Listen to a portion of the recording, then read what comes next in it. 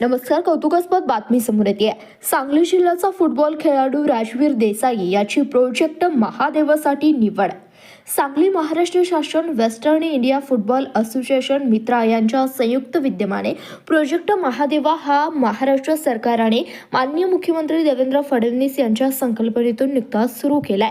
त्यांचा उद्देश 13 वर्षाखालील मुलामुलींमधील फुटबॉल प्रतिमेचा शोध घेणे, त्यांना प्रशिक्षण देणे आणि त्यांना आंतरराष्ट्रीय स्तरावर संधी मिळवून देणे हा आहे.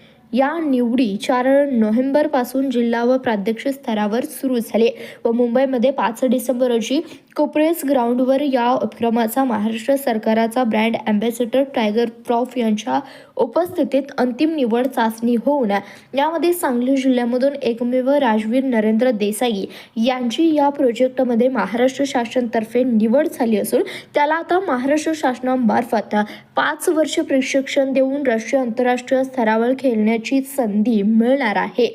त्याचबरोबर आंतरराष्ट्रीय प्रसिद्ध फुटबॉलपटू लिओनेल मेसी यांना भेटण्याची त्याचबरोबर खेळण्याची संधी 14 डिसेंबर रोजी वानखेडे स्टेडियम मुंबई येथे मिळणार आहे.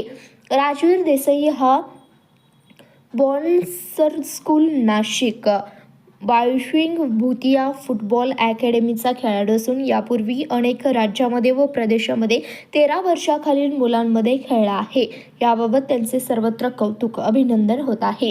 राजवीर यास Baichung Bhutia football academy Bourne school Nashik चे प्रशिक्षक अनिरुद्ध झांबरे, सांगली जिल्हा फुटबॉल असोसिएशन अध्यक्ष जग्गू सय्यद, प्रशिक्षक राजू कांबळे, तिरंगा फुटबॉल अकॅडमीचे आसिफ सारवाड यांचे मार्गदर्शन लाभले. अखिल भारतीय मराठा महासंघाचे प्रदेश सरचिटणीस विलासराव देसाई यांचा तो नातू आहे.